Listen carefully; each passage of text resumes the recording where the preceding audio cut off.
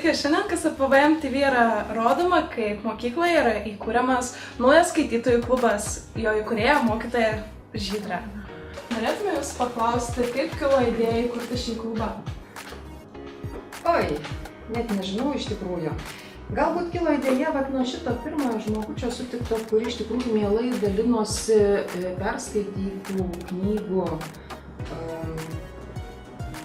patirtimi, emocijomis ir kažkaip sukosi galvoju mintis nuo pernai metų dar, ne, Milė?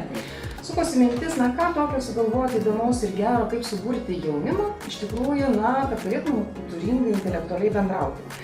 Taigi per vasarą, atostogos yra labai geras dalykas, per atostogas gimė mintis, kad, ir mes skaitome, ir tikrai yra skaitančių, ir ne vienas, ir ne du, ir ne trys, o kodėl nepabandžius. Ir šiandieninis pirmas susitikimas mums tikrai, parodys, ar mes turime skaitančių žmonių, ar mes galime kažką tai sugalvoti įdomaus, ne tik tiek, kiek mums leidžia programa. Kokią literatūrą rinksitės? Gerą literatūrą ir receptų iš tikrųjų nėra. Yra netgi siūlomas toks žaidimas knygų ruletė. Nueini, tarkim, į knygyną ir pabandai nusipirkti knygą, aišku, ją pavartęs, pasiskaitinės, pažiūrinės, o gal pavyks. Iš principo tai sakoma, kad reikia mokėti literatūrą degustuoti. Ragauti, degustuoti. O čia jau receptoriai turi būti sveiki ir gerai veikti. Kaip dažnai ketinate rinktis? Turint omeny klubą? Taip. Tai šiandien mes ir nuspręsim, aš manau, kad jeigu, tarkim, rinktis kas savaitę, būtų per dažnai turbūt, ar ne? Mes geriau tą gerąją literatūrą pasidalintumėm kartą per mėnesį. Tai tiesiog pasikalbėsim ir kol kas klausimas atviras. Kokia jūsų ateities vizija? Gal planuojat plėsti viską? Mes žinom, labai norim plėsti. Pažiūrėsim, kokios ta šiandien gretos bus, ar jos plėsis ar nesiplės. Aišku, dar nesusirinkėm, aš tikiuosi.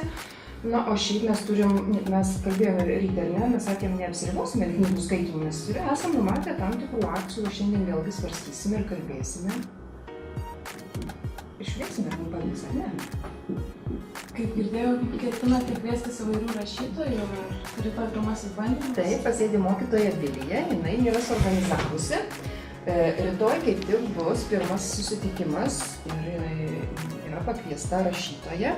Ir mokytoja Vilija pasakysi mums turbūt vardą ir pavardę rašytojus. Taip, rytoj kviečiame Daivą Murytę Lisauskienę.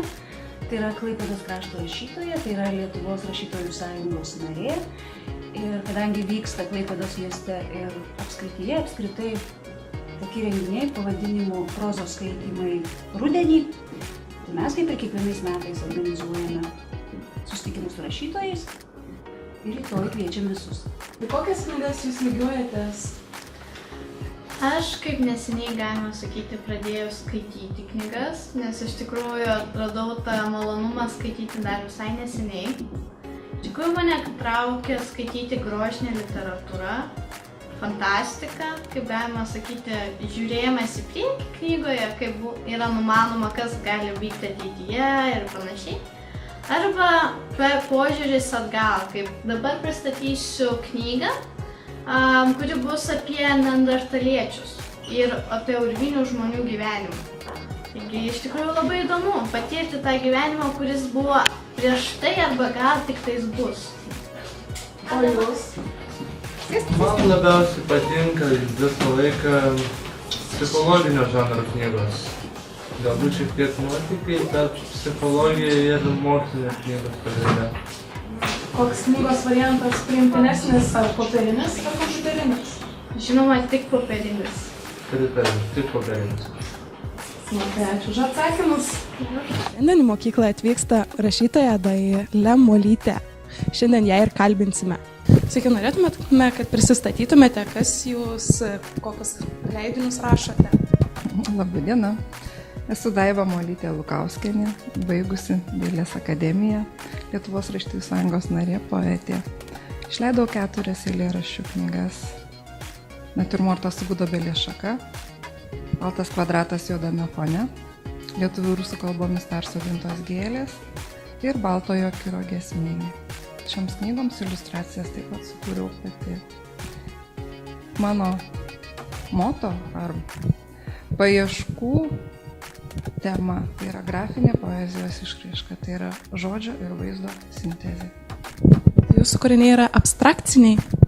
Labai įvairūs daugiaplaniai. įvairiom technikom atlikti. Tai yra knygos ir iliustracijos, jas galima skaityti ir žiūrėti. Kokias savo kūrinius patartumėt skaityti mokiniams, skaitytojams aplamai?